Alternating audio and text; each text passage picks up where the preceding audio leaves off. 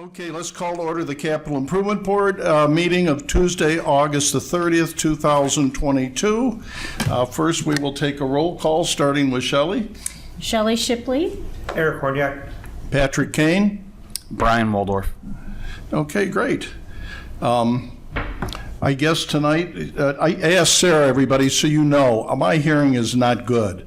And I'm waiting for these new cheap hearing aids we were discussing that are coming out in 2 months when the FDA declassifies hearing aids. And everybody in my family and my girl have told me if I don't get them, they'll never speak to me again. So I'd appreciate it tonight if everybody speaks into the microphone. And I apologize to you guys if you're going to hear a lot of loud stuff. But I'll get with it eventually, but I guess not tonight. So, Sarah? Did we do the approval of the minutes? We do not have audience participation tonight. No, I didn't. Who would give me a motion to approve the minutes from last week's meeting? I motion to approve them from last week. And who? You second it? Okay, the minutes of the meeting are approved. All those in favor? Say aye. Perfect. I have to say. And I heard you loud and clear, Sarah. Great. I'm sorry, I'm taking this very seriously because this is very important, but I also think we all have to have fun and enjoy working with each other. I think that's part of it too.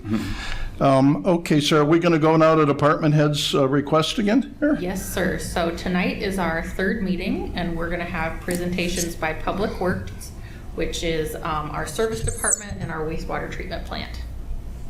So you guys have already seen all the requests by the different departments, and you've seen the requests by fund, and we talked last week about the different funds where we might need to do a little bit of review and editing.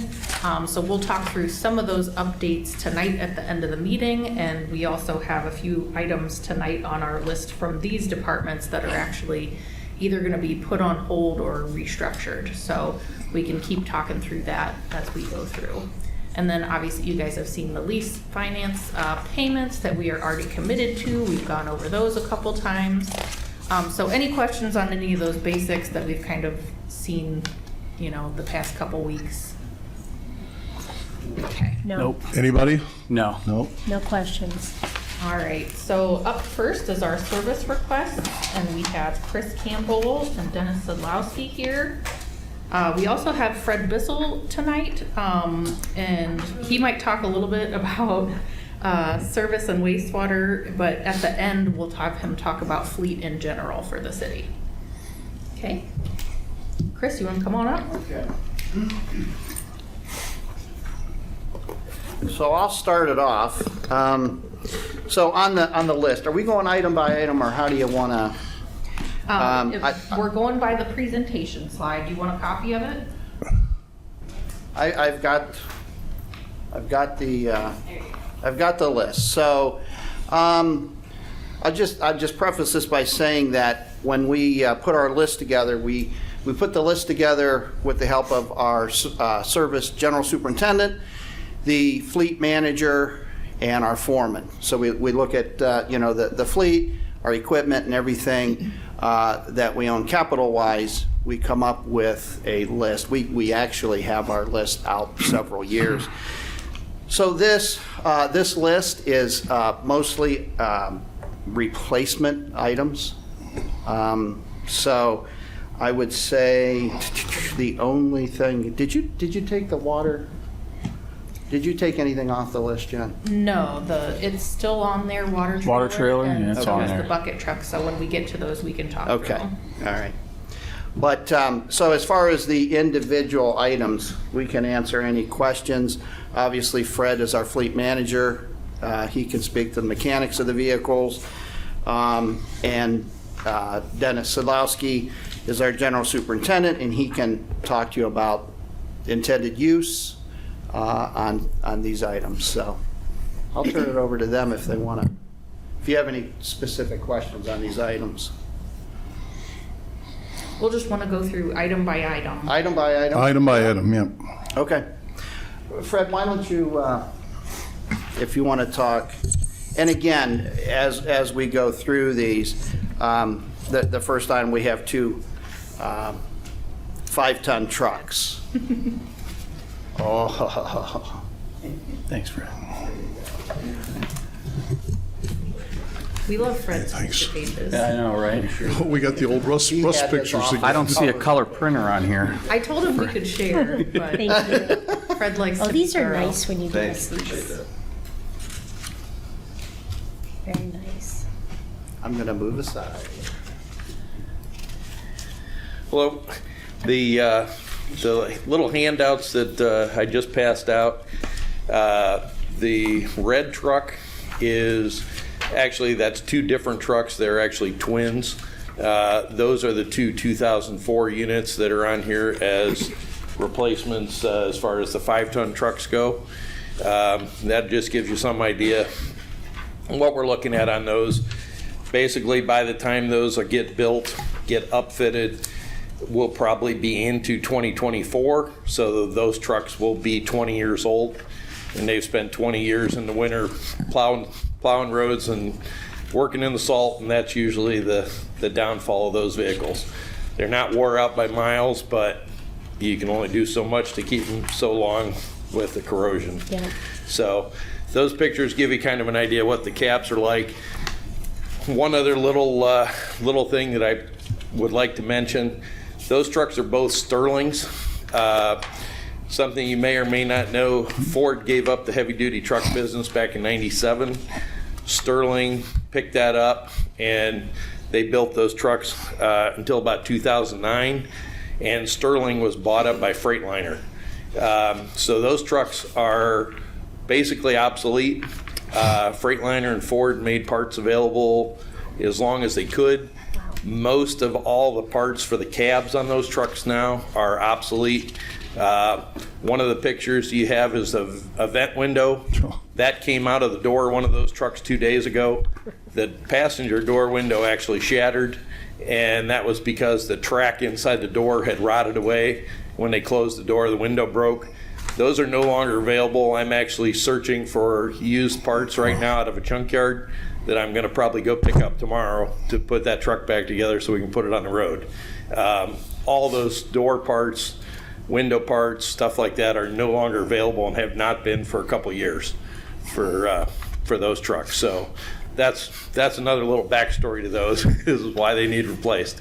So for clarification, you don't think there should be holes like this in the truck? No, I prefer them not to be. Yeah, just curious. Yeah. All right, thank you. I just The we keep the trucks so they're safe, but obviously cosmetically and unfortunately we're at the point where it's starting to lead from cosmetic problems into structural problems, and Clear. that leads to the need to replace those.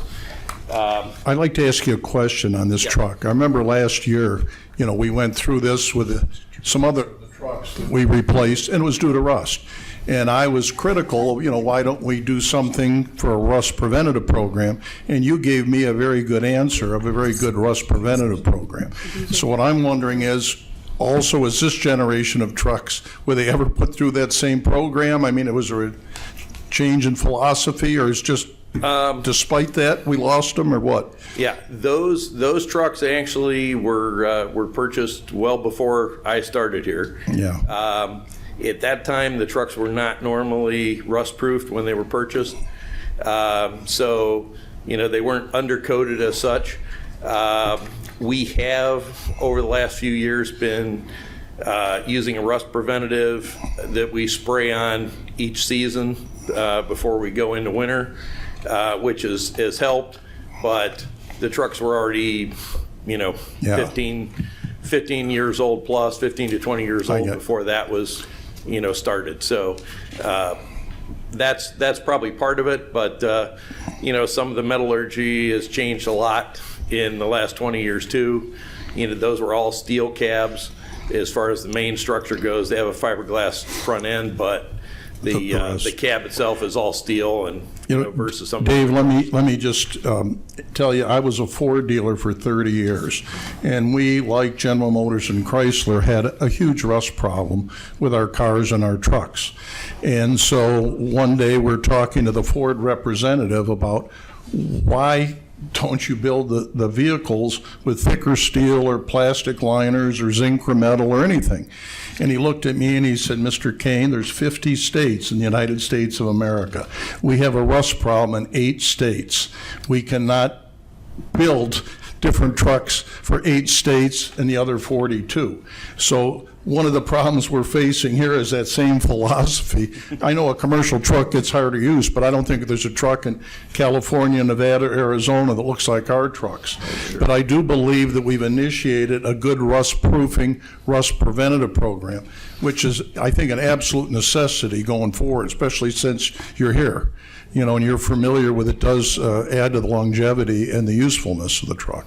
I know we can't keep them going forever, but, you know, Well, this you know stuff. what, that's the thing too. Keep in mind, this is a 20-year-old truck. Right, And, you know, rust wasn't what took it out, it was age that took it out. yes. And you're looking at parts replacement and everything else. So, you know, the best rust preventative program that Fred can put together will help.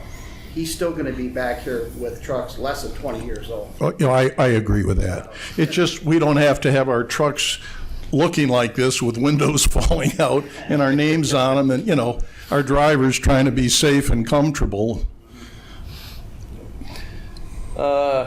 That was item number 1 with the 5-ton. Before we move on with yes. the 5-ton truck, so last year we had a 5-ton truck on there. It was a 1994 aging vehicle. Is that done? That's off? You replaced that? Or did we get that?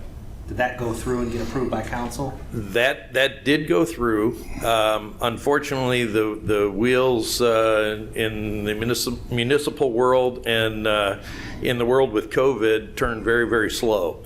That truck was ordered. It took a little over 12 months to get the chassis. And then the chassis had to go to the upfitter, which is looking at another 8 to 9 months to get the truck built. I still do not have the truck. It's at the upfitter being worked on right now. And with a little luck, we'll have it before winter.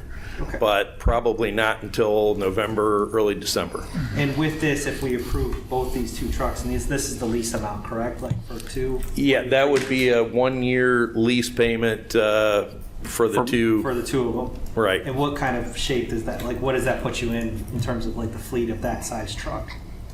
We'll be in decent shape if we get those replaced. There was a pretty good gap between the last truck and these where we didn't buy any trucks, so there was kind of a big jump there in years. And then we had another big jump after that. So you know, these will get us into a pretty decent spot. When you say lease Great. price, we're not leasing these vehicles. This is a lease? It's a lease purchase normally is how Sarah does those, but It's just a financing plan. We pay it off over 3 years. Okay, We refer to it as a lease, but it's really just a payment plan. okay, Yeah. I appreciate that. Yeah, we break it up over the 3 years, so our first payment would be next year. And Sharon, I do apologize, we're having trouble with the door tonight. I don't know what's going on, but we were still on I our. was out there, I promise. Yeah, I believe we you. were too. But we were still on our first item. I've never run into that before. The door's always been open. So I've already sent off an email to see what happened and make sure It's we don't run probably into that next week. it's probably the fob. The fobs that you use to get in has a magnet up at the top, which is probably, even though the door is unlocked, Yeah. Well, they're magnet. supposed to, when they have the meetings in the evenings, there's like I think Timer or dispatch something? can open the doors. So there must have been some miscommunication. So I do apologize, but I'll make sure that doesn't happen next week. But we're still on the first item, so you're okay. I want to ask too, on this 5-ton, you have 2 of them, so the trade-in is $15,000 for both trucks together? Yeah, that's really an estimate. Yeah. The market's kind of crazy right now. The used prices are very high compared to normal. That's a little bit high, actually, because typically with trucks in that shape, that value's It's really going to low. be very, very low. Right. I mean, I've had Scrap. some 5 years ago we sold for $2,000-$3,000 a piece. They're just wore out, rusted out. Right now, that market's crazy high. So it'd be nice if you could trade them in now. Yeah, that would be great. what's going to happen by the time we get these trucks, you know, literally is going to be almost 2 years probably before you have these trucks in our hands again, if these get approved. So what the market does, I'm assuming it's going to start to level out, because I don't think, it can Most things sustain are, right. this level that it's at for that long. So I think that may be a fairly accurate number, but I just don't know right now, because So it's for the two together? Right. Okay, Right. Thank you. Any more Are questions? these trucks new? These are new 5-ton trucks, right? They're brand new trucks, or are That they we would used? be purchasing, yes. Okay. Yeah.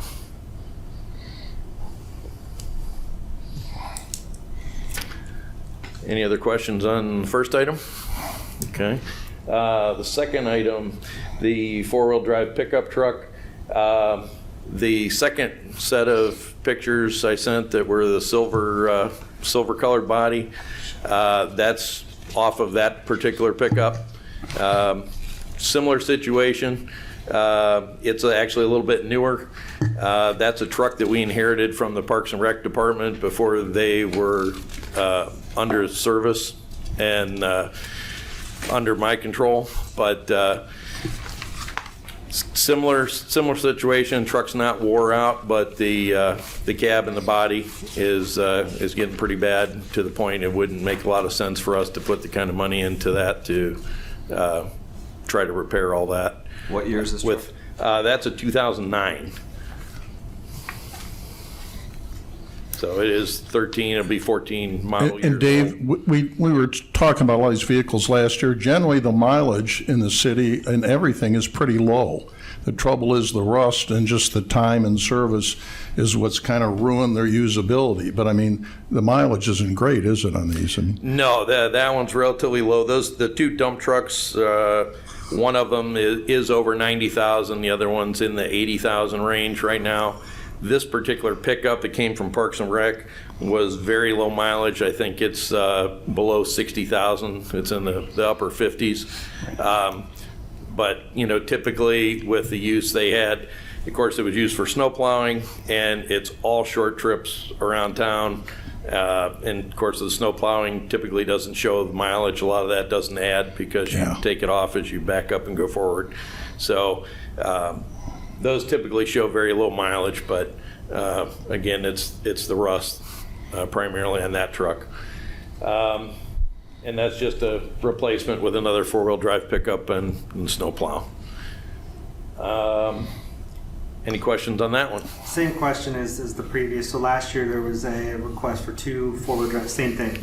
They were 2008, I think, and it replaced both of those. Did that get approved? And those were Two-part answer to that one. They did get approved. We are actually still waiting to order those, because what happened is, by the time everything went through last year, with COVID, they had cut off production numbers early. They shut down the state bid program, and the contract had expired for that. So typically, if we don't go state bid and we have to go outside the bid, I could end up with 3 Nissan pickups in the fleet that I really don't want in the fleet if we went out to bid. So we've been sitting on that, waiting, hoping that the contract is going to open back up in the next month or so. And if so, we can order the trucks that we were supposed to or would have ordered back in January or February. okay. So it did get approved. We're just behind on that due to COVID and the manufacturing shortages. Of course. So just as a follow-up to that, so same kind of thing. I mean, obviously, you're speculating on when that'll be available. If the contract did open up, is that as long of a lead time? Are you looking at 2 years before you'll be able to get it in operation, or is that a shorter lead time? The pickups are actually much shorter. Typically, the build time for them, if we get in, usually from the manufacturer, we're under 6 months. And then the upfit on the pickups is actually usually just a couple week period. Okay. Because they can order the upfit equipment same time we order the truck, and it can be there ready when the truck comes in. So typically we can get a pickup in our hands in 6 6 to 7 months, Okay. if everything goes well. So conceivably, those trucks will still be in service for another year, potentially another year or two. Very possibly, yeah. So same question as before, what kind of shape does that put you in for the fleet in general for that class of truck? We should be in pretty good shape if we get those. I would, counting the ones we're waiting on from last year, if we get those trucks and this one, we'll be in pretty good shape. There was, again, a number of years where we did not buy any trucks for budgeting reasons and other things. So we kind of had a group of about 4 trucks that were all bought in 2008, 2009. This is the end of those. And then we actually didn't buy any new pickups in the city fleet until 2012 after that. So there was a 4-year drought in the fleet replacement when that was going on. So we get these ones replaced, we'll be in pretty good shape. And then, given that, you have your rust prevention that you apply to all of these now, so Right. you get the new vehicles in there, they go through your program. Let's say they're in service in 2023. What do you expect the full service like? What do you anticipate it to be? Actual service life, I think we could very easily see 15 years or more out of these. What I would seriously look at, though, and recommend from my end is turning those trucks a little earlier than that, probably maybe in the 10-year range. One of the things with us being able to buy at state bid, which is typically 20 to 25% below retail price, if we turn those trucks before they're completely rusted away and have turned into junk, we're getting a much better dollar return on those. And the fact that we're buying them below retail, I think we can turn those, and our total operating costs on those trucks will be much lower than if we hang on to them for 15 to 20 years that we had been doing. I've been kind of trying to shorten up the life cycle on a lot of these vehicles, and the returns or what we're getting on them when doing that has made the overall cost of ownership on those much lower. Okay. So, Thank you. Yeah, good points, good questions. Okay, we got the zero turn more, I guess we. yes, and there's actually 2 of those on there. The list price on those is about 18. Our cost on those, I'm sorry, is about 18 a piece projected for next year, and that's just 2 replacements. That is one part of the fleet that I have shortened the life cycle on now. We're turning those, and that's why you see such a high trade-in number there. We potentially would see $7,000 to $8,000 a piece for the 2 mowers that we would be trading in or selling to offset the cost of those new mowers. So we're actually getting rid of those before we have gotten into the point of the life cycle on those when we have to replace hydrostat units and hydraulic pumps that are several $1,000s a piece, or the air-cooled engines, which are several $1,000s a piece. We're turning those and literally getting half of the new cost of those units after we've used them for 5 or 6 years, and that's working much better in our favor for the overall cost of ownership on those. So the 18K for both of these for 36,000, that's not minus the 15,000 for the trade-ins, correct? Right. So you'd be looking at 36 minus the 15,000 Okay. for our actual out-of-pocket cost. Got it. We have to budget for the full amount. Got it. One technical question here. When we buy something on a state bid, do they ship it or do we pick it up? Is there delivery through a local dealer, or does it get shipped from the factory or Columbus to us? And then who then appraises our trades and takes our trades? That is a really varied answer. With these mowers in particular, we have a fleet of about 12 Hustler mowers currently that are the main part. Those are all our zero-turn mowers that we do the majority of the mowing with. Those on state bid, are through that company, but they are sold through a local dealer in Macedonia through Baker Vehicle Systems. So we buy on state bid through, in this case, a combination of the local dealer, which is Baker in Macedonia, and the manufacturer that actually has the state bid contract. So in that case, it's set up that way. Some of the larger equipment is strictly through the manufacturer. John Deere, for example, a lot of the things will go right through them, and you skip the local dealer completely, except for actually picking up the piece of equipment. So it just depends on the manufacturer how they run the state bid. So, I mean, I'm saying is we have pickup trucks, we have bucket trucks, we have mowers. So they're all being traded in different places or servicing dealers, and they're giving us the bids on the trade-in value. Yeah, I actually, as far as the trade-ins go, I actually stay on top of that myself by watching auctions and the local prices, national prices. I compare that with a price that I get typically from 2 or 3 dealers, sometimes a selling dealer, sometimes other dealers, to see who will give us the best trade-in, or if it makes sense for some reason, if their prices are low, if I think I can get more on auction. Sarah knows I've put quite a few things on GovDeals, and we've been doing fabulous on the return on that. Oh, that's terrific, yeah. So, Yeah, and there's some public auction rules that we have to follow, when it comes to selling government assets Is it? as Okay. well. But So we're been getting the doing best we can great. get for our trade-ins. yeah. Because Yeah, there's a right. lot of money here. I mean, yeah, right now those auctions are they're high. getting more money than we probably. Yeah, just since you touched on that, to give you an idea, one of the pickups, basically identical to the one that's on this list, that was one that was replaced or will be replaced by the trucks that we approved earlier this year. I actually sold 2 days ago. That truck sold for almost $15,000 with the buyer's premium. The truck cost us in the 20s new in 2008.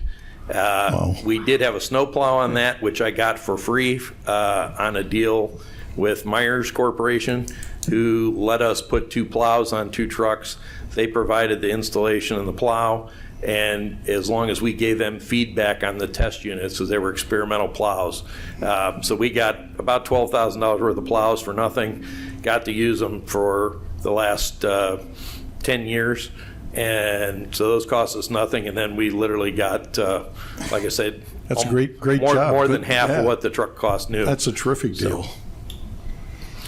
Okay, let's keep going. On the next item on the bucket truck, we did discuss in our initial meetings, as we were prioritizing things to be able to fit into what we're gonna be able to afford next year. That is something that we're gonna push off to 2024. Okay. So you'll see that in 2024, and we can speak to that one next year. That'll be the same when we get down to that water trailer. We're also gonna hold on that item. So we can skip down, Fred, to that chip box Right. line item. The chip boxes, for an explanation, are the, in this case, stainless steel boxes that are built to slide in the back of our large dump trucks that we use for the chipping program. And actually, I'm not sure why, but I believe somewhere the numbers got moved around, the total from the chip boxes and the trucks. The total amount, I think, is correct, but the chip boxes are a bigger number, and the truck might be a touch smaller than what they, It came straight off of your guys' yeah. request. I've got 3 payments of $160 for the 2 5-tons and $120 on chip boxes. Okay. I've got it up here. We can double check on that, but Yeah. the chip boxes, again, are the structures are built. We take them in and out yearly or seasonally for the chipping program. Basically, we're replacing 2 older units that were regular steel that are in the 20-plus-year-old range that have started to rust out. They now have holes in them and are starting to fold up a little bit because they're weak from the rust. One of the options I looked at is going to stainless steel. Costs us a little bit more up front, but typically those will probably be an item that'll last us 30 to 40 years because they just will not corrode like the regular steel does, and we can pass those on from one truck to another as they're replaced down the road. So that's why we went that way. So how many chip boxes are there? There's, This would be for a quantity of 2. and that's not the pull behind one that I see going down our street. It's on a truck. Yeah, that's the box that goes in the truck for the chipper to shoot the wood into the truck itself. It's actually totally enclosed, has a roof and sides and just a small opening in the back, so the chipper blows the wood chips right into that. And then, Oh, I see what yeah, you mean. it's It's basically not shipping the wood, it's collecting. the right. wood. It's the container, more I get or you, less, yeah. goes in the truck. So, any questions on that? Nope. Okay. And we have the two-wheel drive pickup trucks. Again, typical situation. We're just replacing 2 trucks by age and condition. These trucks will actually be a little earlier than some of the others, but I believe the return for us overall is going to be much more favorable than if we ran those trucks out a longer period of time.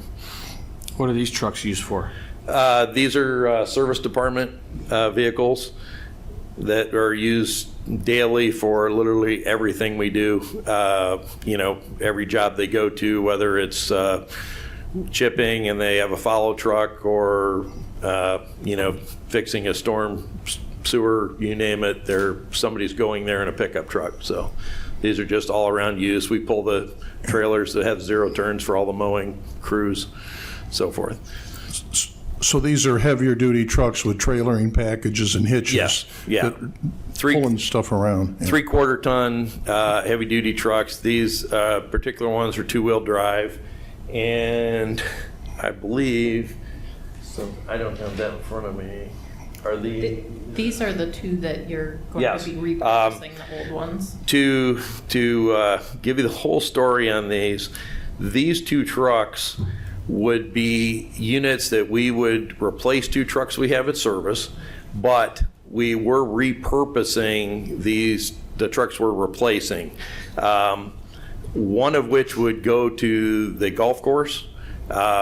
Their truck, I had to take out of service about a year ago, and last year it was a little too late to get it in the budget for a replacement. So they've been borrowing a truck from the service department for the last year. They had previously had a used pickup that they had bought that they had had for a number of years. What we're looking at doing is giving them a 2015 Ford F-250. It's one that I have purchased that we've used in the service department that is relatively low mileage and is in excellent mechanical shape and at this point good body condition as well. We would pass that on to them. They typically don't use the truck for anything as heavy duty as we do. That's usually kind of like a parts runner for them. So that would save the city a considerable amount of money in that respect, and something they don't necessarily need a brand new heavy duty truck for. Well, that's a great idea because of the low mileage. Terrific. Yeah. The second truck would be basically the same thing. In this case, it would be a 2016 F-250 two-wheel drive pickup that the service department has, and we would be moving that on to the fitness center. They currently have a truck that is getting close to 20 years old. It's another one of the old Dodges that was under the Parks and Rec department previously. And That one's, it's actually just a half ton, but it had a snowplow on it its whole life, and it's pretty well wore out. Wow. So they were talking with Dave over there and the people at Parks and Rec. They were very happy. They need a truck, but they said right up front, hey, we don't need a brand new truck for what we do over here. So it was really a perfect fit with another truck in that kind of shape. It'll be a 2016. It's in excellent mechanical shape and an excellent body still, and it'll be perfect for them for basically a parks runner that they can haul things for the Parks and Rec Department and the fitness center. So that's where those two trucks are from. Any Okay, questions on anybody? Any questions on those? No? Okay. Okay. And then we talked about the water trailer, which was pushed off for another year, and we'll revisit that. The fuel dispensers, you want me to keep going on this? Okay. The fuel dispensers, you may be aware, we used to have 2 fueling stations in the city. We had one over here between police and fire, and that the police and fire used, and we had another set of fuel tanks down at service that wastewater and fire used. A number of years ago, the ones over here were taken out because of tank leaks and plumbing issues, and the entire city fleet now fuels up down at the service department. The problem with that is the pumps or dispensers, the above ground setup there is most of the pumps and the parts and everything there are over 40 years old. They're obsolete. We have been using the parts we robbed out of the pumps we took out over at the police and fire to fix them for the last 3 or 4 years. I personally helped the technicians from the company that services them rob parts out of those units and put them together because there are none to be found in the country. And that's a kind of a bad spot for us to be in without a backup plan for fueling. If those pumps go down, we have a real issue on our hand to track fuel usage and to have to go outside or go to gas stations to pick up fuel. So I'm looking at replacing just the above ground part of the units. The tanks and the pumps in the ground are not included in this or being touched, but the above ground dispensers, which kind of get the everyday use, are what we're looking at replacing. So this is the actual gas pumps you see at the gas station above ground, and the hoses and nozzles for 2 pumps, each of which has 2 separate hoses, so we can fuel 2 trucks at a time or 2 cars at a time with the gas or the diesel. Unfortunately, I can tell you in the last 6 months that prices went up from $25,000 to $40,000. The price increases were going up monthly in large increments, so that's where it grew to 40,000. Sign of our times, huh? Yes, yeah, unfortunately. Any Okay. questions on that? Yep. Oh, And with that, I will step out of the way and let Dennis take over. Good evening. This is going to be for the rooftop AC unit. This is going to replace the unit directly above the mayor's wing. It's about 25 years old. If you guys remember, this unit went bad approximately about 4 months ago. And trying to get parts for them is just, it's out of hand. So putting this new unit on top of the mayor's wing is going to be more efficient. Won't have to worry about the thing breaking down in the middle of the summer and going through this whole situation again. This is a recommendation through Air Force One. Had their engineer out here, kind of did a study of the rooftop units, and this is the oldest one ready for replacement. So that's we want to get this one wrapped up. So at the moment, this unit is down, huh? The unit is up and running, but it could go at any time, and you want to replace it before you start putting nickel dime parts into it. At the end of the day, it's going to cost you more money, you know, this $10 here, $15 here versus just the $22,000. How many units are there? We've got 9. All right, I'm gonna say about 9 units on the rooftop. Okay. So this one's old. What are the what are we looking at for the other 8? What they do is they do a study, like I said. This one's our oldest. They'll come back in next year, do another study, and see which ones would be next in line for replacement. Okay. Next item, please. The next item is going to be our HVAC control upgrade. This is for the police department. Right now, this system is so outdated. There's no efficiency whatsoever as far as controlling humidity from one room to the next room. What they want to do is upgrade it to where it can be more climate controlled throughout the whole department as one time. So, like I said, humidity in there is just ridiculous. I don't know if you guys ever walk through there during the day. It heats up so bad, you get humid, you're sweating and everything else. This will control everything as just one unit. It's kind of hard to explain. It's just, it's a unit. Well, It's for the controllers, basically, to control the HVAC units on the roof, to bring in fresh air, release the bad air, and just kind of equalize everything. so we have all the capacities to do this, but just the controls are not adequate to... Exactly. You're getting in newer units on the roofs. Controls are just so outdated. They're just so inefficient. So they're controlling this one, not this one. This one will control all of them at one time. So I guess spending money on adding units but not being able to control them is probably not the best idea It's that like we've buying ever a had. car huh? without wheels, right? Yeah. Okay. All right. This was requested by the police department as well, but we're running it through the service department because they handle building maintenance, things like this with the roofs and AC units and everything. Yep. Okay, anybody got any more questions? No. Well, thank you, guys. Okay. Thank you so much. Thanks, guys.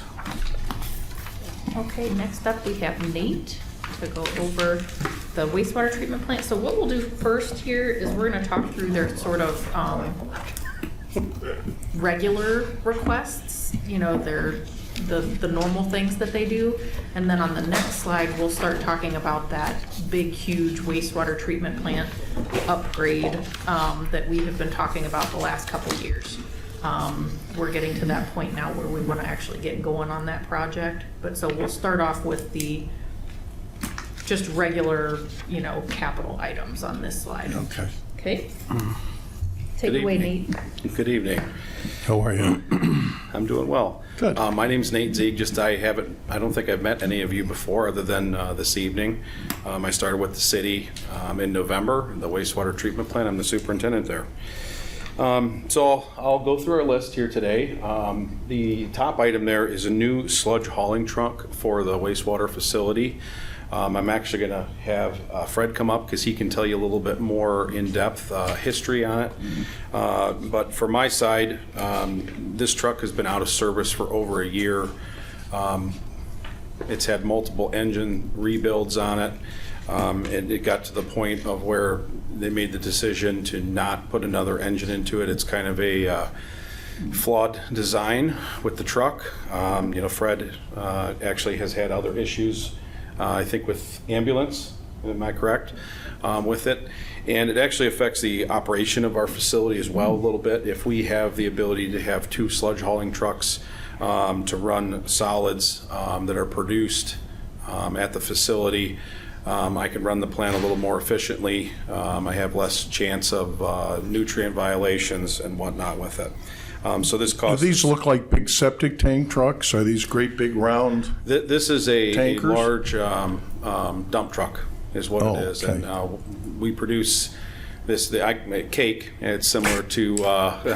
Don't call it cake. That's just the wastewater terminology for it. But it's similar to like a wet clay. Yeah. And then that actually, we fill those trucks with it and haul it to Medina to where we land apply that solids for. And is this a farmers. perpetual process? Are these trucks going Yes. daily, weekly? Yes. Yeah. They are. And 4 to 5 loads a week at the minimum. So they get a lot of use. Fred, do you have anything you want to add on it? Quick? Just real quick, the story on that. The truck is actually 2006, so we're basically in a 16-year-old truck already. The truck actually is sound. The body is good, and the rest of the chassis. The problem is this was an International truck that had what they called a max force engine. It was a different design than what had been used previously. They were the only ones that had it for a couple years. The problem is they had a big flawed design. They kind of knew about it, but they marketed it anyway, and it was out there for a few years. It actually put International trucks in bankruptcy. They were horrible. They'd last for a while, and then they would basically come apart. This truck had multiple warranty issues from the time it was new. It had major components replaced several times under warranty at the 30, 60,000 mile points. And then basically one day they were going down the road and part of the valve train came apart in the engine. In a diesel, that's a really bad thing. Basically, it wiped out the entire engine before he got pulled over to the side and stopped with a load on it. To repair that engine, it would have cost more to take the engine out of the truck and repair it than it would cost to get a complete new engine from International remanufactured and put an entire new engine in it. That's what we did at the time. It was really the only option that made any sense at all. Unfortunately, that engine turned out to be not remanufactured very well. It was done by the Caterpillar Engine Company because they bought the rights to do these particular International engines from International. And we had a string of problems with that from the time it was new. Ultimately, the engine came apart again, and International and the dealerships would not stand behind it. As Nate said, it's been over a year he's been without that truck. It was, up until a week ago, it was sitting at a dealership in Cleveland for over a year.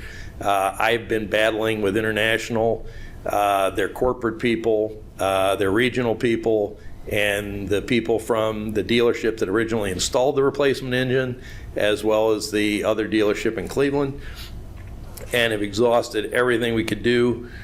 Sarah and the previous mayor and the previous law director were involved in earlier conversations with this, and they chose not to pursue legal action against International because it would just be too cost prohibitive. And so ultimately, the decision was made not to replace or not to repair the truck again, which would have been upwards of a $50,000 expense for another one of those engines. And unfortunately, that's the only thing that will go in that truck because of the particulars of that. I can't retrofit it to a Cummins or something like that. They just don't make anything to do that and make it work with emissions or anything else. So we recently towed the truck back, got it emptied because it had a load in it for the last year sitting at the dealer. And we're looking and probably will be putting this on auction and seeing if we can hopefully What's the value of it now? Sounds like a tin can to me. What's the value going to be? That's a little bit of an unknown. It's going to be low. I can tell you that running trucks, a running semi-tractor with this engine sells for about 1/5 or 1/6 of what the same semi-tractor would sell for with a different engine. That's just the unfortunate part of it. Everybody out there who bought any of these trucks with these engines from International kind of got taken to the cleaners. So the value is really up in the air. What I'm kind of hoping for is that somebody out there is sitting on a wrecked truck that has a used engine, and we'll see the condition of the rest of the truck and pay a decent price for it to be able to put another engine in it that they have cheaply and go on with it. It could sell very cheap, if nobody like that's out there, but I think there probably is. So that's really the best gamble we have on this particular truck. There just aren't a lot of other options. What were we doing? So I don't recall seeing this last year in the budget for sewer. I mean, if it's been out for over a year, why is this just coming in now? What have you guys been doing? prior to that, They with have the been cake? running one truck instead of two.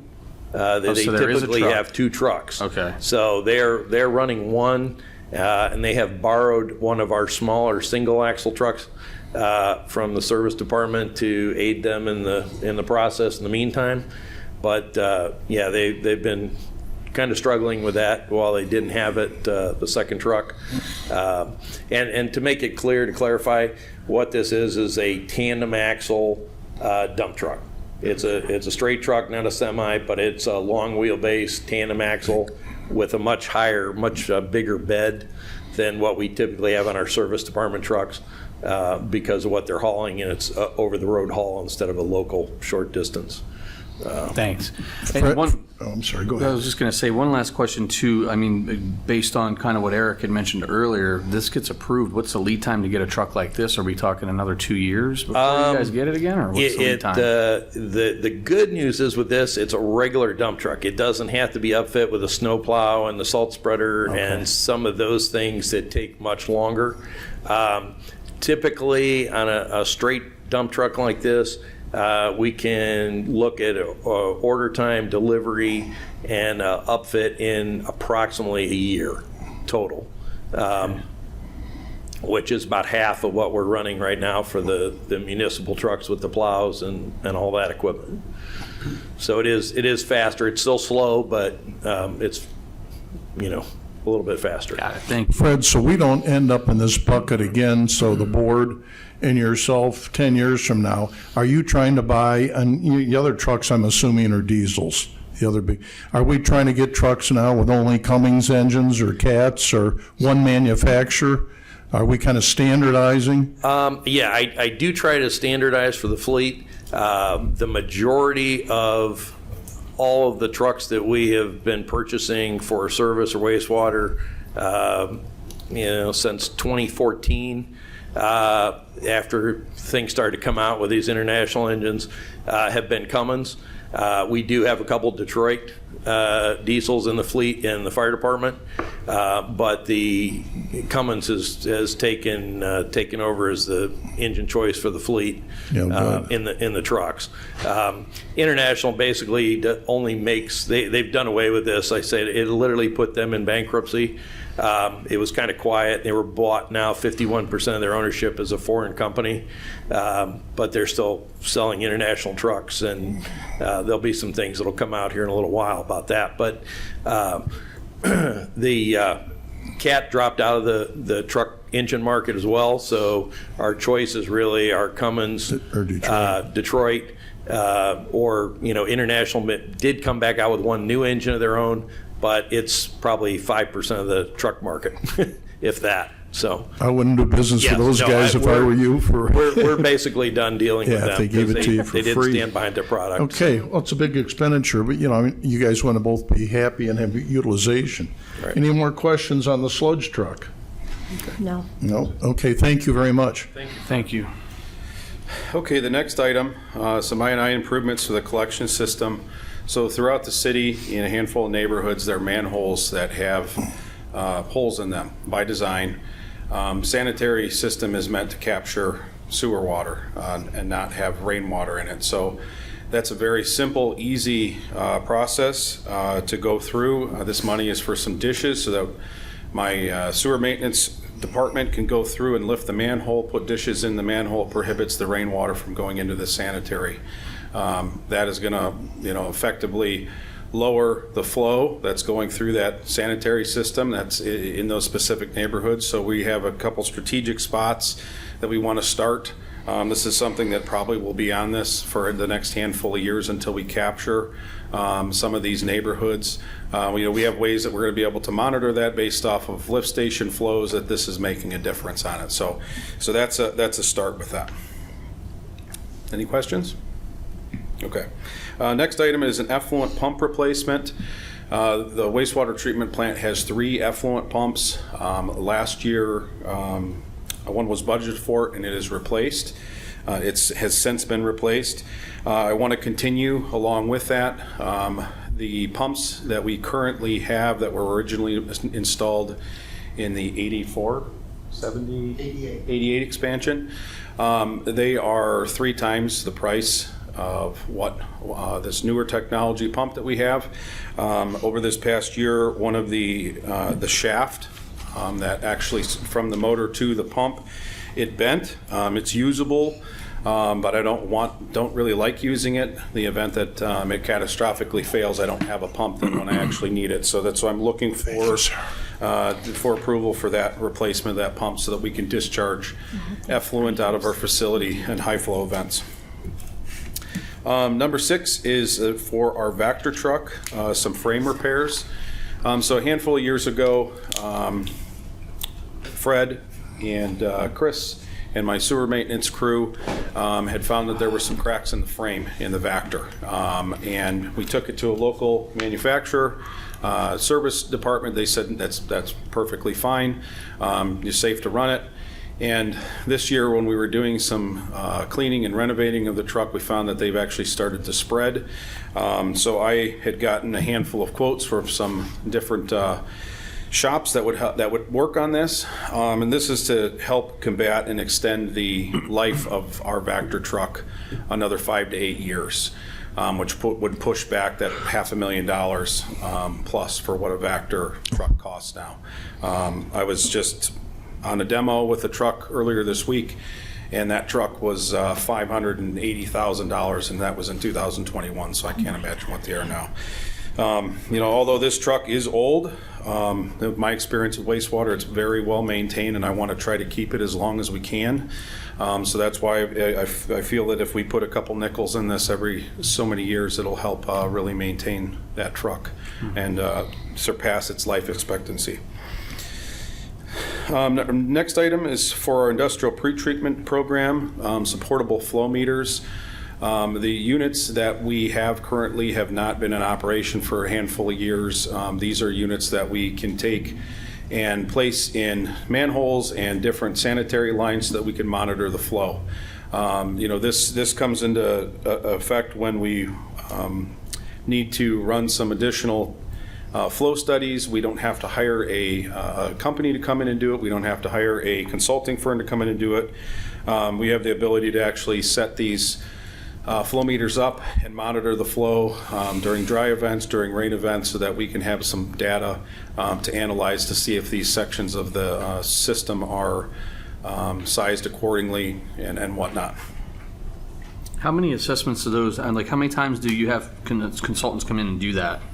Well, so this past spring, we were looking at having a consultant come up and run some tests over by Dodge School, back in the path that's there. And the cheapest price was $15,000 for 4 days worth of work. So I looked at this and I found some units that are reliable, that have been in the industry for a while, that we could get 2 units for that price and have them for many years of service. The units that we had that had stopped working were in service for 10 to 15 years. So as long as our industrial pretreatment coordinator and myself make sure that these things are cleaned and taken care of and put away you just correctly. Put yourself out there now. It's on you. You just said you're in charge of cleaning it. I have no problem Big with mistake, that. buddy. That's on record. Okay, so the next item is for our wastewater lab. The autoclave is a piece of equipment that's used to clean all of the lab dishes. The autoclave that we currently have is 30 plus years old. The parts are not available for it anymore to fix it, and we're basically running it on borrowed time. Our maintenance coordinator is a magician, and he was able to make it work, but that's why I'm looking to replace that. The last item on my list is a water system. So we have a deionized water system that is in the lab that produces our own deionization water. That's water that's used in almost every single process for lab analysis. It's also used in our operations lab for the operators that are staffed 24/7. This system is 25 to 30 years old and needs to be updated. Parts that have failed on this are no longer available, and that's the reason for the request on that topic. Any questions? Nope.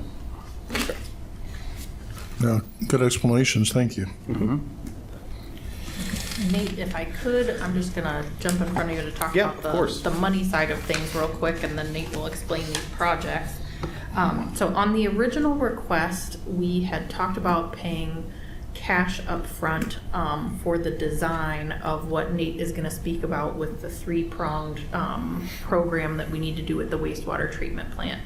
After we held probably 3-4 different meetings with different financing agencies and our financial advisor, we found a 5-year 0% interest design loan. So whenever we hear that 0% interest come out and we have the ability to use somebody else's money to get a project started, we're going to go ahead and try to take advantage of that. So instead of paying that $1.3 million up front to get that design going, we're going to go ahead and apply to try to get that 5-year 0% loan. Reason being is what we can do is the first payment wouldn't be due on that until a year from the completion of the design. So since we have all that time before we would have to pay down on it, at that point we'll know what our construction cost actually is going to look like, and then we can decide how much cash do we want to put into this project, because we have been building up funds in that sewer revenue fund, but we need to do a couple other things to make sure that fund is in really good shape before we get into the financial commitment on this project and what we're going to need to pay back on an annual basis to make sure that we have enough coming into that fund so that we can cover the debt service. But so that's why on that previous slide you saw that $400,000 number instead of the original request was 1.73 million out of the wastewater treatment plant fund. The sewer revenue fund. That 1.3 million in cash we're taking off. We're still doing the actual piece of the capital, so I'll still have a line item for you guys to approve. It's just going to have a $0 budget next to it. It's just going to be the design. So then the request then is just these requests that we just went through, the 437. Those are the requests. You'll still see a request, when we do our tally sheet next year, you'll still see the requests for the design. There's just not going to be a budget number. It's going to be a zero budget number. And it'll specifically say, 0% interest loan, no payment due in 2023. And everything, but everything we just discussed and what we're about to, it would all be sewer revenue. Right. Yeah, this is all sewer revenue fund, correct.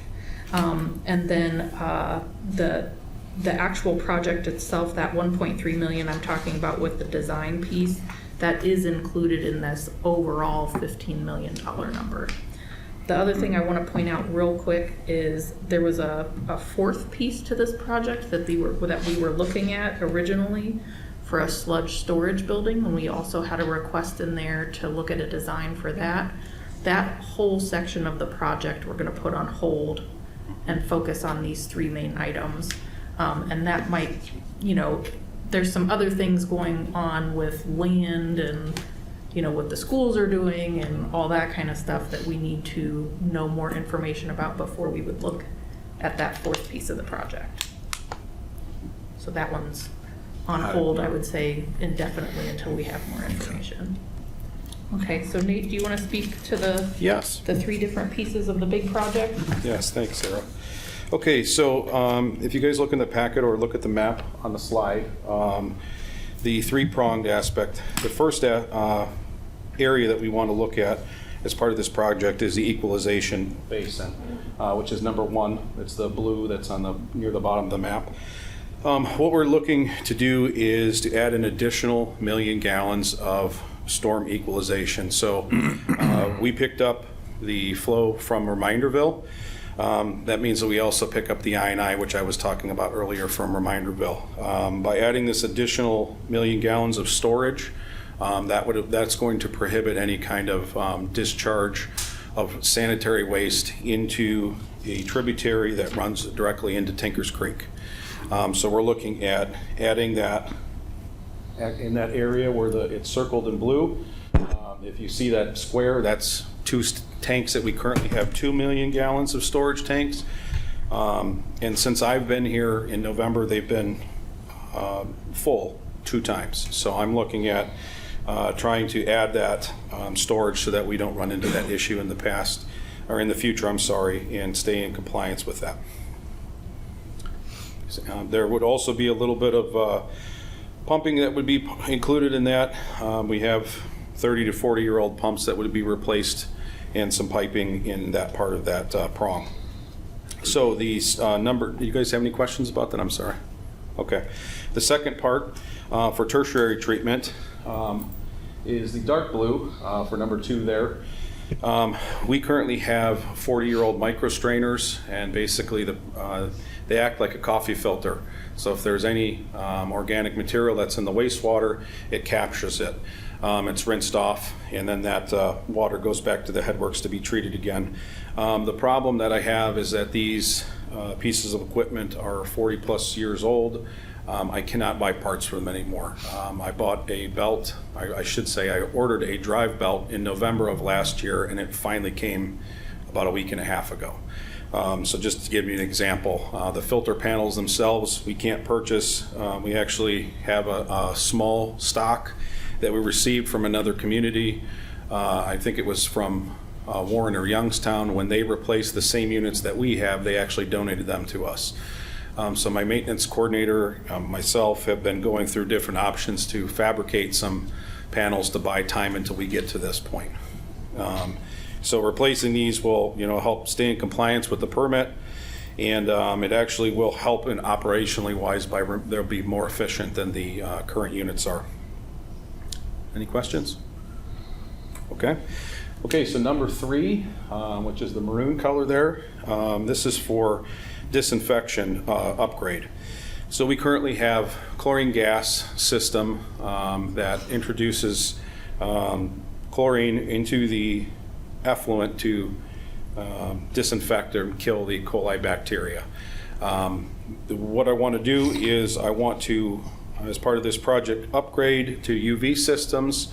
That will eliminate the safety hazard of having chlorine gas on our site, and the inability for chlorine to not be delivered, because that was also a byproduct of COVID, is we've actually changed suppliers because they weren't delivering what we needed to deliver, and also to save some money because the costs on these chemicals have almost tripled now since they initially were in last December.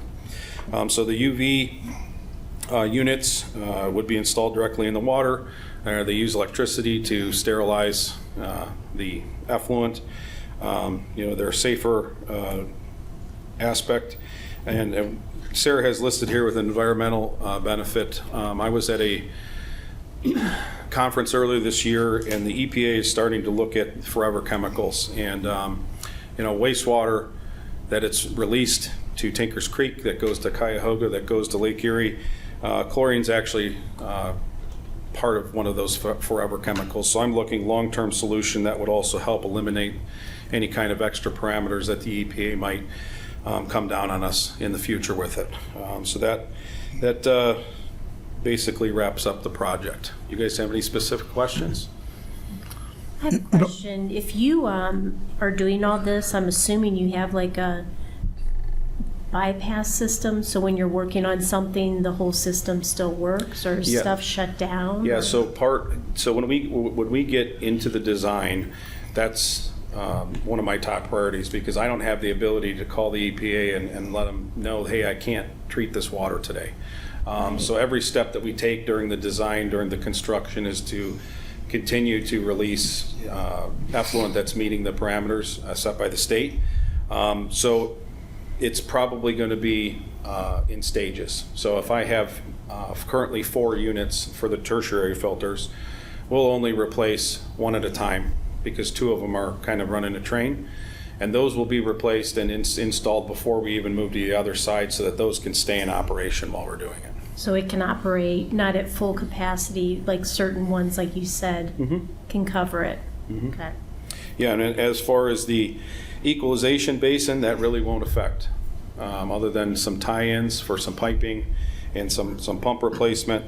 And for the UV, The plant has some redundancy built into it, so we can have all of our flow go through one side of our contact tank while the other one's being worked on.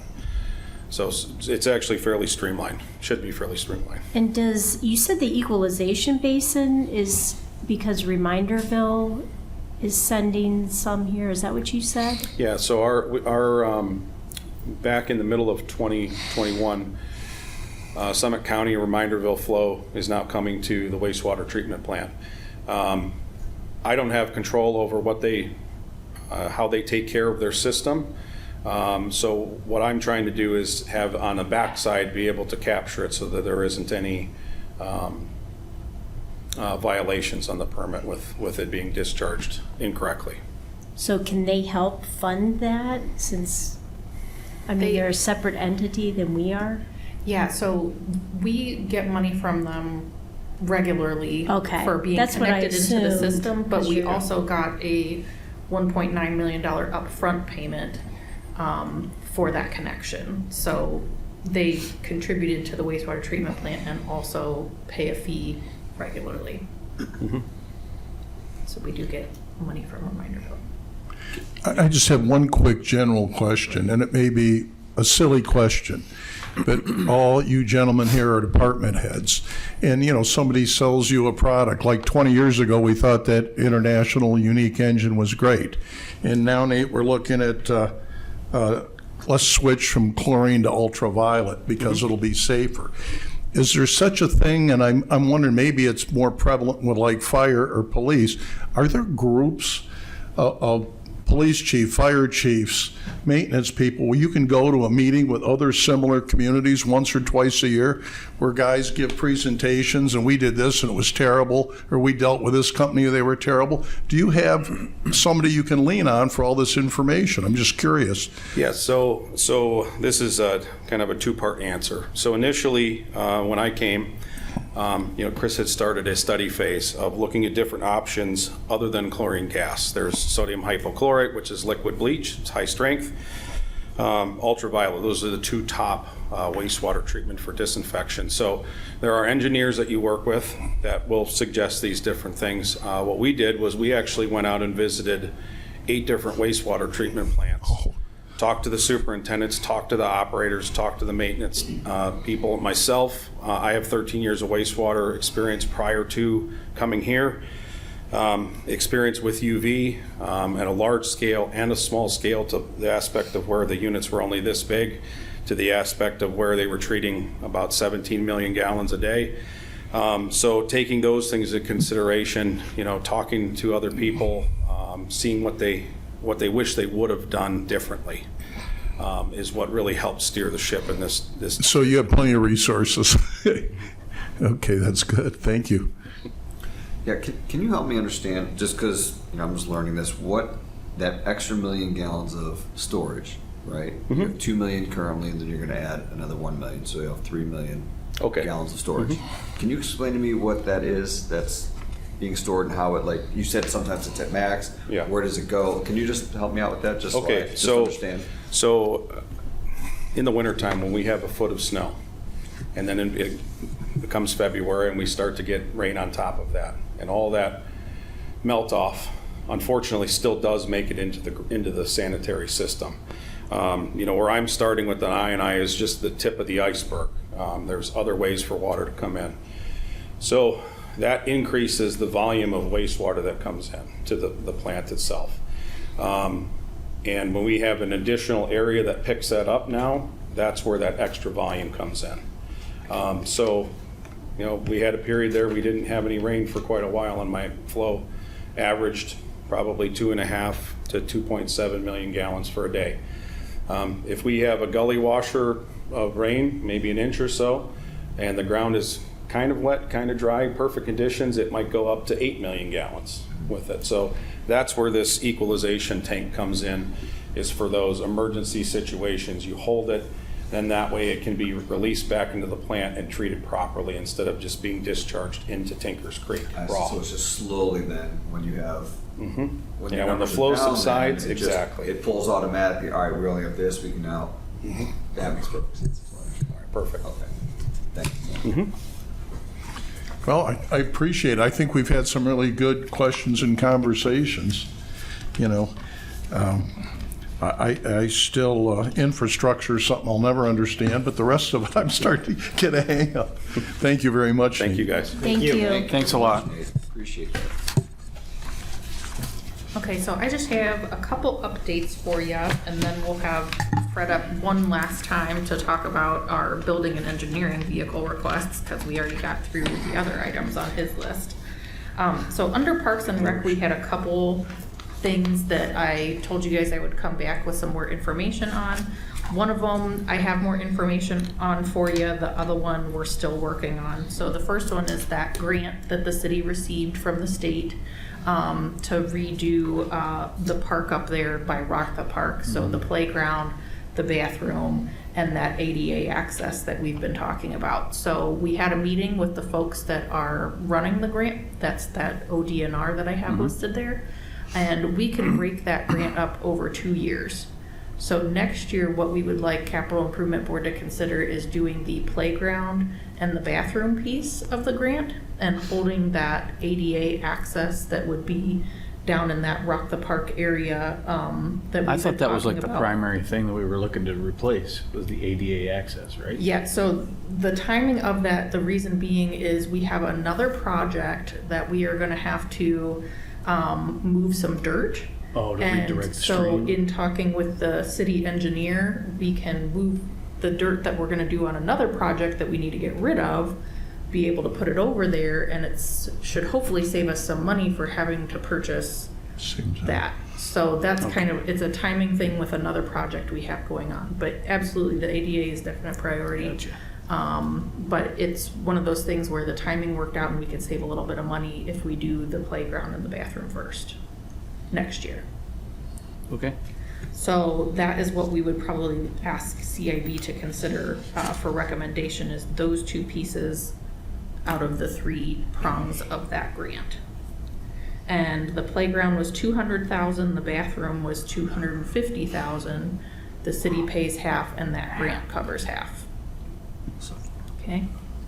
Then on the fitness center, sorry.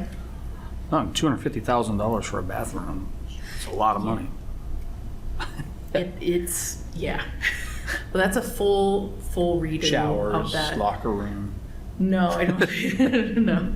But they're looking at all the different options to make sure that we get the best bang for our buck with that bathroom. And they're even looking at like the prefab buildings to see if we can get something, you know, with more stalls for a little bit cheaper. But, you know, they're looking at everything they can to make sure that we get $250,000 worth of bathroom up there.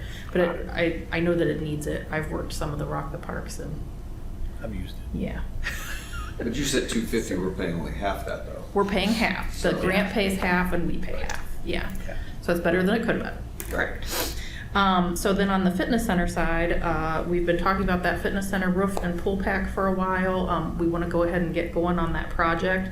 Unfortunately, we are still working through the funding sources outside of whatever monies that we would borrow for that. So who else is going to contribute to that roof?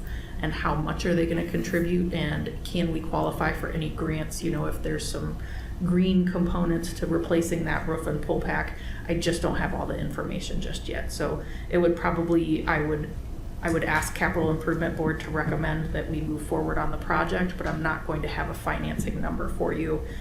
It's not going to be zero like we were talking about with the design. It's going to be a to be determined, because we just don't have enough, we don't have the information yet. Hey, Sarah, just remember, in a couple of years, we're going to be gone, but you're still going to be here.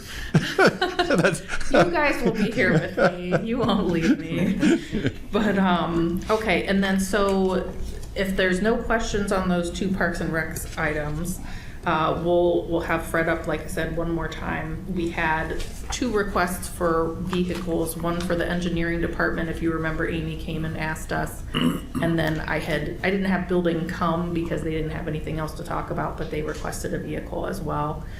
Fred's gonna be able to cover one of those, if you wanna, real quick. I think it's engineering, you said you can you'll be able to get them a vehicle from I the think. current fleet? I hope. Yeah, what we're looking at there on the building department, they have 3 or 4 vehicles over there. 2 of the vehicles were bought back in 2012. The city got a grant, and they actually bought a couple hybrids.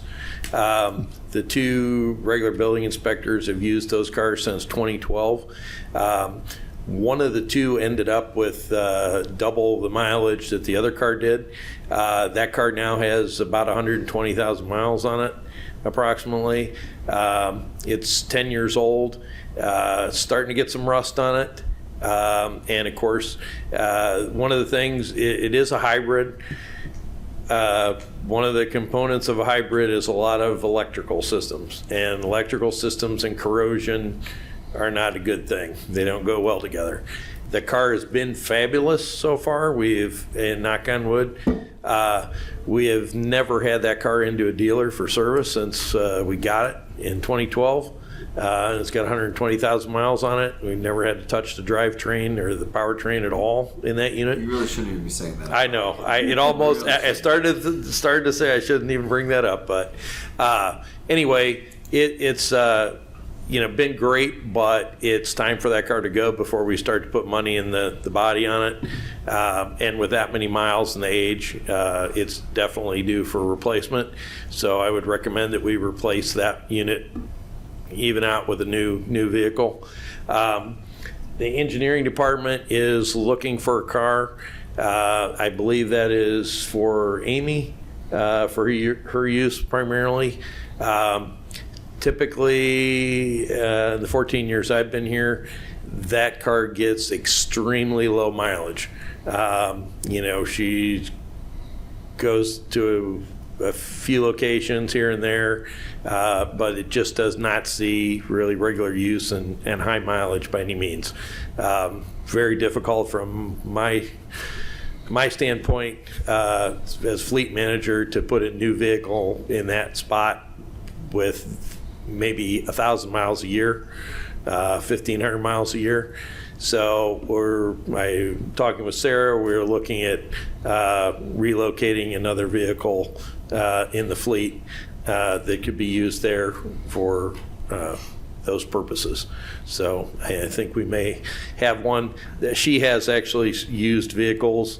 One of the vehicles from that department went to the mayor previously when Mayor Yates was here. That vehicle ended up being sold later, and I believe it's a long story. We had a used police vehicle that moved to that department, and there's another one of those used police vehicles there now, but we may be able to relocate one of those back to use for the engineering department. So that's kind of what we're looking at now. You said 1,000 to 1,500 miles a year? Yes. It's been... That's why we're not looking to right. to have the new Very vehicle low request mileage. approved. So Right. kind of looking We to have see another option. if we have another used vehicle, it can be moved over there, or the potential of sharing a vehicle with another department. Can we just offer mileage and have her drive her own car and just offer her mileage? And that's an idea too, but like I said, that's kind of why we're not gonna ask Capital Improvement Board to approve that Even at vehicle request. $1 a mile, that's better than a Yeah. whole vehicle. I agree. I mean, That was exactly what I was We thinking. can find an just alternative. give her mileage. For that Yeah, request. that's exactly what I was thinking. Yep. Fred, if a vehicle sits all year, it deteriorates just as much of its drive. Much faster than being driven, Yeah, actually. it's not good for it. It's a bad deal. That's exactly why I don't want to put a new vehicle in that spot. So Fred, what was the make of the building vehicle that went 127,000 without even maintenance? that was a Ford Escape hybrid. Wow. Actually, we in 2012 we got 2 of those for the building department, and also a Ford Fusion hybrid. Those 3 vehicles were all bought at the same time with that grant money, and all three of those vehicles have been like that. Really good. They're 10-plus years old. None of those three have ever been to the dealer for any problems whatsoever. Shelley's taken Note to self, need to buy a Ford. Yeah, they've actually been excellent. That's one of the reasons why it's one of the reasons why I actually went with the Ford hybrid police cars in 2020, because those vehicles were 8 years old already, and they had been fantastic. So. So the other two items that are up there, that police administrative vehicles, we talked about that last week, that the chief had requested 4. We were gonna break that up over 2 years, ask you to look at two for 23 and 2 for 24. And then the service requests, I think, hopefully all the questions got answered, and the items that we're gonna ask you to hold on that we just went through tonight. But any other fleet questions for Fred? Just two. When is the city gonna lose your service? Because you've been doing a phenomenal job. What's your succession plan when it does eventually occur? Well, I've got a while yet, I think. All right, good. I'm hoping. Anyway, so. We have to approve that too, I so. mean, really, it's a tough job in our climate and everything else. I mean, Yeah. you're doing a really great job. So Thank you. I commend you for that. It's a tough job. Thanks, Fred. So what final questions do you have for me? Because next week we'll be voting. I will get you out that tally sheet that we always use this week, so that you have time to go over it and think of any other questions, as you review the items and say, oh, I remember, that thing, I had one more thing I wanted to know. But if there's anything you can think of at the moment, I can certainly get you the information out this week before we come back next week for voting. Sarah, I had a question. I missed the first meeting, Yes.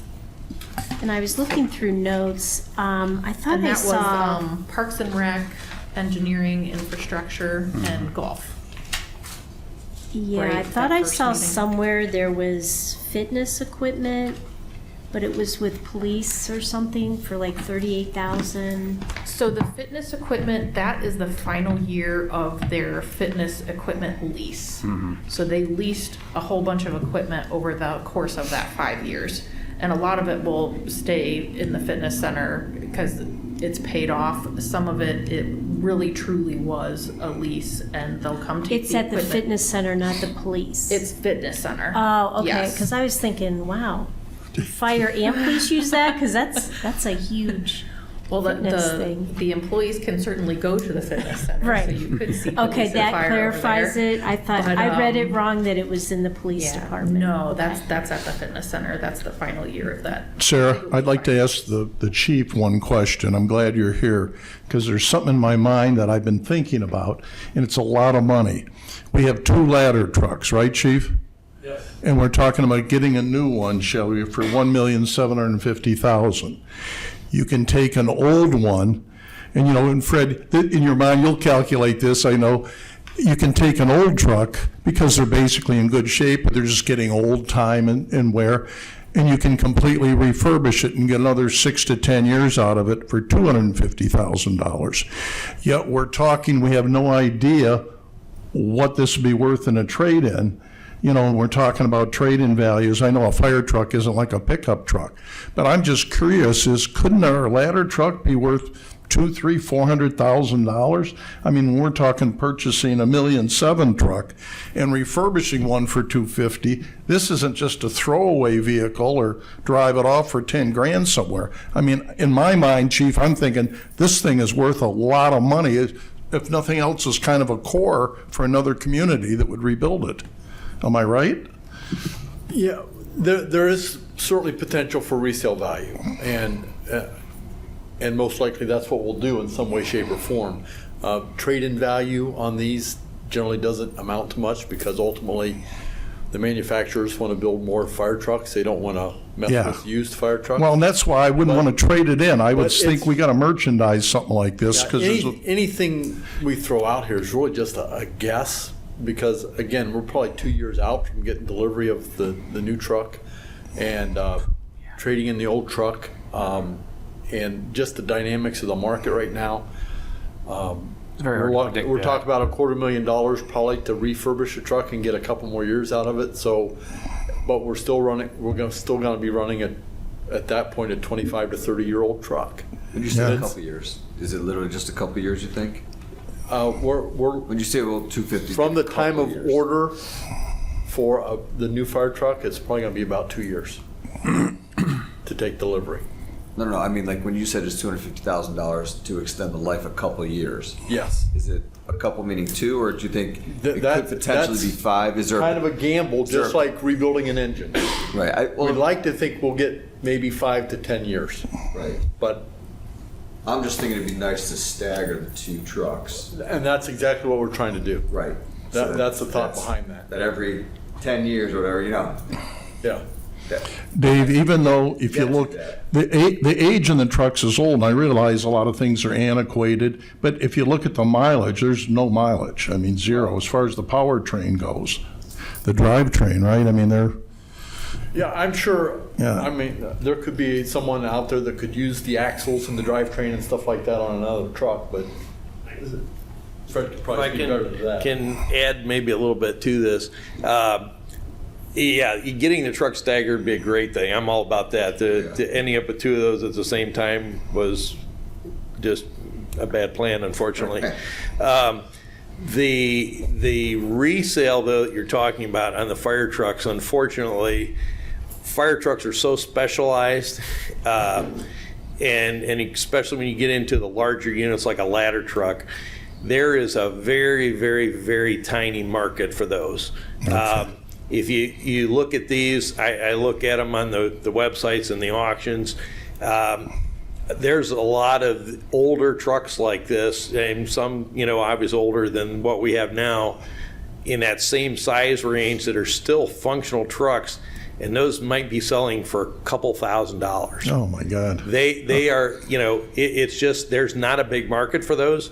They get so old, they're antiquated, they don't meet the current safety standards and things which the chief talked about.